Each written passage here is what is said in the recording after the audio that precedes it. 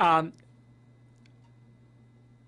Watchmen is a graphic novel first, but we've turned it into a movie. And in making something into a movie, one of the main things is to sort of find the through line story, and try and drill down on that and emphasize it as much as you can. And Watchmen, in the end, is a story about a group of retired superheroes, one of which who gets murdered in retirement, and the other ones sort of come out of retirement to find out who's doing that and why.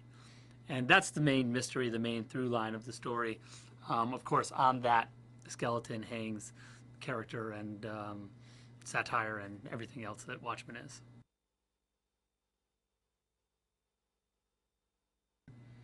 But when you read the graphic novel, and then I think when you read the script, you start to understand that it's not about, it's really the movie and what each of the actors has to bring and what the characters they're embodying represents is really a deep psychological study of, sort of the human condition.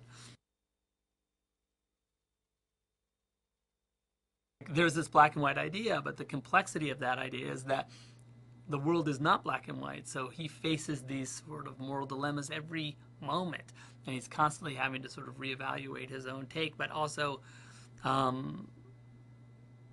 stay with his moral, could never compromise, not even in the face of Armageddon. That's his mantra, and I think that it's a really interesting, and Jackie's done an amazing job of just taking the graphic novel and looking at every little piece of evidence he can find to sort of understand the reality of living that life, and he did it. He's just done, I think, a really good job.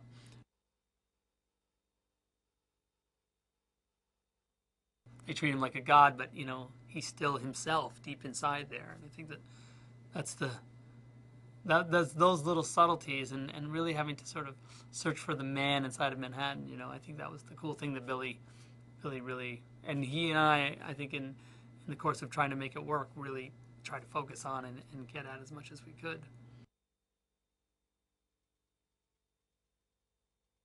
I mean, I feel like we loved the book, and we loved the images, and we really kind of cared to make them come to life as much as we could and make it respectful and just all the stuff, And so it was really amazing to see him just see that that's how we felt, because it's something else entirely when, you could show it to a fanboy or someone who thinks it's cool and just says, yeah, those are cool statues, or the owl ship looks awesome.